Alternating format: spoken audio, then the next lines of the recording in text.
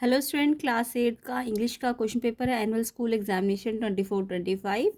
तो जिन बच्चों का एग्ज़ाम हो चुका है वो अपने आंसर्स चेक कर सकते हैं, एंड जिनका अभी नहीं हुआ है उनके लिए इम्पॉर्टेंट है, तो इसे अच्छी तरह से प्रैक्टिस कर लेना।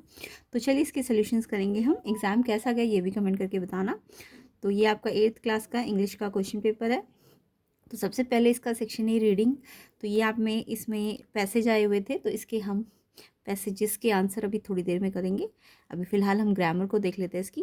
तो ये section A read the passage था, है ना। तो इजी ही है क्वेश्चन, तो आप बताइएगा डिफ़िकल्ट था कि इजी था। नेक्स्ट इसमें सेकंड पैसेज है ये।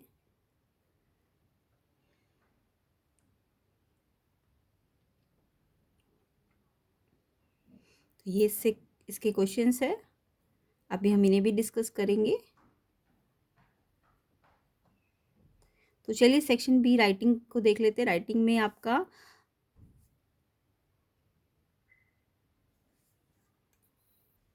तो यहाँ सेक्शन बी में आपका जो लेटर आया था, you are Rajat Ritika Mittal of Sarvodaya senior secondary school, and आपको बोला है you do not have the facility of learning computer in your school, right a letter to the principal of your school requesting him her to provide the facility to the student of the school. तो ये आपको letter लिखना था।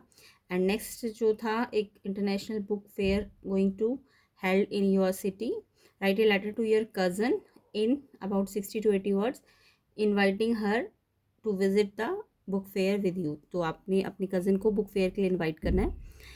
तो next आपका इसमें ये था एनी वन अटेम्प्ट करना था। तो नेक्स्ट है आपको डायरी एंट्री लिखनी है, फीलिंग्स बतानी है कि आपके स्कूल में आपको best dancer of the year select किया गया है। उसके बाद यहाँ पे स्टोरी है। स्टोरी में ये आपको हिंट्स गिवन है, इससे स्टोरी को कंप्लीट करना है। अब चलिए इसके हम सेक्शन सी ग्रामर को कंप्लीट करते हैं, एंड इसको आप मैच करके बताना कैसा गया आपका ये। तो please come to my office at 11 AM dash Tuesday afternoon. तो इसका आंसर क्या आना था, इन ऑन एट ऑफ। तो please come to my office at 11 AM Tuesday afternoon. तो यहाँ पे आपका आएगा ऑन ट्यूसडे आफ्टरनून, ट्यूसडे नहीं है, आफ्टरनून के लिए तो ऑन आएगा। ठीक है, ऑन किस किस बच्चे ने लिखा है कमेंट करके बताना। नेक्स्ट है the interested candidate should report for interview latest dash 3 जून 2007। तो जो इंटरेस्टेड कैंडिडेट है वो उनको रिपोर्ट करना चाहिए इंटरव्यू का इतनी डेट तक। तो इतनी डेट तक बाय आना चाहिए इसमें, बाय 3 जून 2007। तो बाय किस किसने लिखा कमेंट करना। नेक्स्ट देखो, every morning he wakes up early and reads the newspaper before heading dash work. तो हर सुबह वो जल्दी उठता है एंड रीड करता है न्यूज़पेपर बिफोर हेडिंग वर्क। तो हेडिंग टू वर्क, टू आएगा यहाँ पे, बी ऑप्शन इसका आंसर है। तो आई होप सबने यही लिखे होंगे, है ना।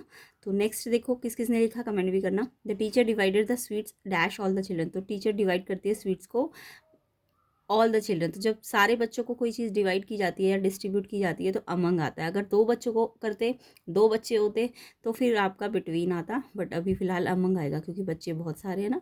तो अमंग इसका आंसर है बी ऑप्शन। नेक्स्ट है she has not eaten anything dash last night. उसने कुछ भी नहीं खाया लास्ट नाइट से। तो शी हैज़ नॉट ईटन, जब भी हैज़ नॉट हो और कोई पर्टिकुलर जैसे नाइट हो, कोई मतलब अगर कोई टाइम होता तो आप क्या लगाते फॉर, अगर जैसे 7 आवर 2 आवर ऐसा कुछ होता, बट नाइट है तो यानी कि पूरी रात भर नहीं खाया ना, तो इसमें जब ऐसा हो तो ये सिंस आएगा, हैज़ नॉट हो और साथ में ऐसा नाइट या फिर कोई ईयर हो तो यहाँ सिंस लगता है ना। तो आई होप सबने सिंस ही लिखा होगा। तो यहाँ पे क्वेश्चन 5 का फर्स्ट का बी है ऑन, सेकंड का डी है बाय, एंड थर्ड का बी है टू। तो मैच करके बताना किस किस ने ये आंसर लिखे। फोर्थ का बी है अमंग, एंड फिफ्थ का ए है सिंस। ठीक है, अब नेक्स्ट देखो, नेक्स्ट आपका था करेक्ट डिटर्मिनेट या आर्टिकल आपको लगाने थे। वैसे तो एनी 4 करने थे बट मैं सारे बता देती हूँ। Dash their house is bigger than hers. तो देयर हाउस, तो यहाँ पे देयर तो जगह के लिए होता है, ये दियर उनका दियर THEIR। तो क्या आएगा इसमें, दियर THEIR। दियर किसने लिखा, फर्स्ट का सिक्स्थ का। नेक्स्ट है मैनी पीपल की मच पीपल। पीपल के साथ कभी मच नहीं लगता, क्वांटिटी कोई चीज़ हो तो मच लगता है, पीपल तो नंबर्स है ना तो मैनी लगेगा। तो यहाँ पे मैनी पीपल आएगा। क्या आएगा सेकंड का आपका मैनी पीपल आएगा, मैनी बी। क्वेश्चन सेकंड का सेकंड, मैनी किस किस बच्चे ने किया है ये भी बता देना। नेक्स्ट देखो, I saw dash beautiful flower today, तो मैंने एक ब्यूटीफुल फ्लावर देखा। ब्यूटीफुल बी है ना, कंसोनेंट जब भी होता है तो अ लगेगा, क्या लगेगा, अ, तो ब्यूटीफुल में क्या लगेगा, अ, थर्ड का ए आंसर है। नेक्स्ट है आपका ईच की all member of the group received a prize, तो each member of the group received a prize, सारे मेंबर ग्रुप के प्राइज मिला है, तो ईच जब भी ग्रुप के लिए लगे तो ईच लगेगा। नेक्स्ट देखो, can you please deliver dash novels I left in the yard, क्या आप मुझे डिलीवर करेंगे नॉवेल्स, नॉवेल्स ज़्यादा है ना तो दोज आएगा, जब प्लूरल हो तो दैट नहीं आएगा, दोज आएगा, तो दोज आएगा इसका आंसर। फिफ्थ का आंसर THOSE दोज, तो किस किस के ये सारे सही है ये मुझे आप कमेंट करके बताना। नेक्स्ट देखो, नेक्स्ट है तो वीडियो को ज़्यादा से ज़्यादा शेयर भी कर देना फ्रेंड्स को, जिनके अभी एग्ज़ाम नहीं हुए हैं उनके लिए हेल्पफुल है। चलिए नेक्स्ट देखो, question number 7, fill in the blanks करने, करेक्ट मॉडल वर्ब फिल करनी थी आपको इसमें। तो यहाँ पे कुड, वुड, मस्ट और विल था। तो you dash complete the project by Friday, तुमको प्रोजेक्ट को फ्राइडे तक कंप्लीट करना है, तो यानी ये कंपल्शन है ना कि करना ही करना है, तो कंपल्शन के लिए मस्ट लगता है, तो यहाँ पे you must complete the project by Friday, must आएगा। नेक्स्ट है ही dash speak 3 languages when he was young, उसने 3 लैंग्वेजेस सीखी जब वो यंग था। तो जब भी कोई पुरानी हैबिट होती है या पुरानी चीज़ें होती है तो उनके लिए हम वुड लगाते हैं, वुड, WOULD, तो ही वुड स्पीक 3 लैंग्वेजेस, है ना। They dash they dash arrive at the birthday party at around 9 PM, वो बर्थडे पार्टी पे आए अराउंड 9 PM में, तो यहाँ पे आएगा दे विल, मतलब arrive at the birthday party at around, तो यहाँ पे आएगा विल, ठीक है। इसके बाद नेक्स्ट है dash you like to join us for dinner, अच्छा दे कुड, सॉरी यहाँ they could arrive at the birthday party at around 9 AM, तो यहाँ पे they will arrive at birthday party at around 9 PM and dash you like to join us for dinner, क्या आप हमें join करेंगे dinner के लिए, तो इसमें आएगा, तो यहाँ पे आप ठीक कर लेना, ही dash speak 3 languages when he was young, तो ही वो बोल सकता था 3 लैंग्वेज जब वो यंग था, तो यहाँ पास्ट हैबिट कुड आएगा इसमें, ही कुड। और डी वाले में आएगा would you like to join us for dinner, यहाँ वुड आएगा, तो एक बार फिर से मैच कर लेना। देखिए मैच कर लीजिए, ए का मस्ट आएगा, बी का कुड आएगा, सी का विल आएगा एंड डी का वुड आएगा, तो किस किस बच्चे ने ये किया है, तो उनका 7th क्वेश्चन बिल्कुल ठीक है, तो कमेंट करके बताना, और जिनका एग्जाम नहीं हुआ उनको अच्छी तरह से इस टाइप के क्वेश्चन प्रैक्टिस कर लेने हैं। नेक्स्ट है 8th क्वेश्चन, द मॉडर्न, यहाँ पे आपको ना एरर ढूंढनी है और फिर उसे करेक्ट भी करना है, हर लाइन में एक एरर मिलेगी, उसको करेक्ट करना है।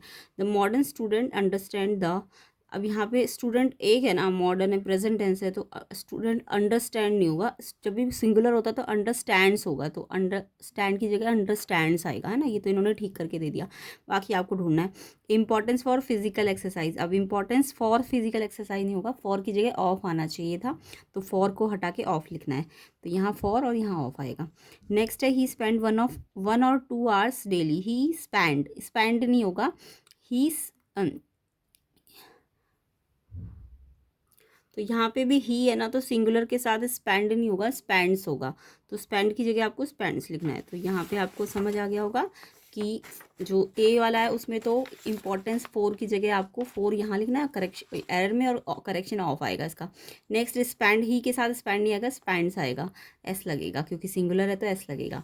नेक्स्ट देखो, नेक्स्ट लाइन में in the open air where he took, यहाँ देखो फिर से ही के साथ टुक पास्ट फॉर्म थोड़ी ना होगी, ही प्रेजेंट टेंस चल रहा है ना सारा, तो ही के साथ टेक, प्रेजेंट टेंस टेक, और ही है तो टेक्स होगा, तो टुक एरर और टेक्स इसकी करेक्शन है, ठीक है। नेक्स्ट देखो, उसके बाद है part in exercise which can do, तो यहाँ पे वो क्या कर रहा है, he takes part in exercises which can does, तो वो क्या करता है, एक्सरसाइज में पार्ट लेता है जो कर सकती है मिरेकल फॉर हिज या हर हेल्थ, तो एक्सरसाइजेज कैन डू आएगा, क्योंकि एक्सरसाइज तो प्लूरल हो गया ना एक्सरसाइजेज, तो प्लूरल के लिए डज नहीं लगेगा, डू लगेगा, है ना, प्लूरल में एस या ई एस थोड़ा ना लगता है, तो एक्सरसाइजेज डज नहीं आएगा, डू आएगा।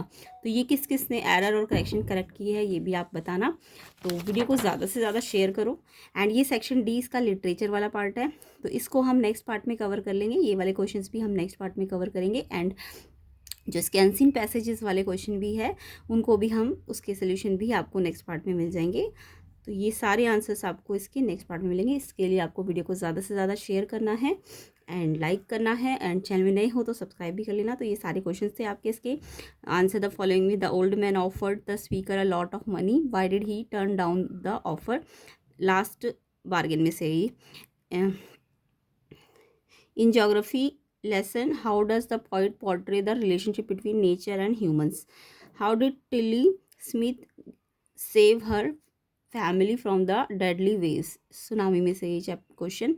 what message is conveyed through the poem the ant and the cricket? Message बताना पोएम का।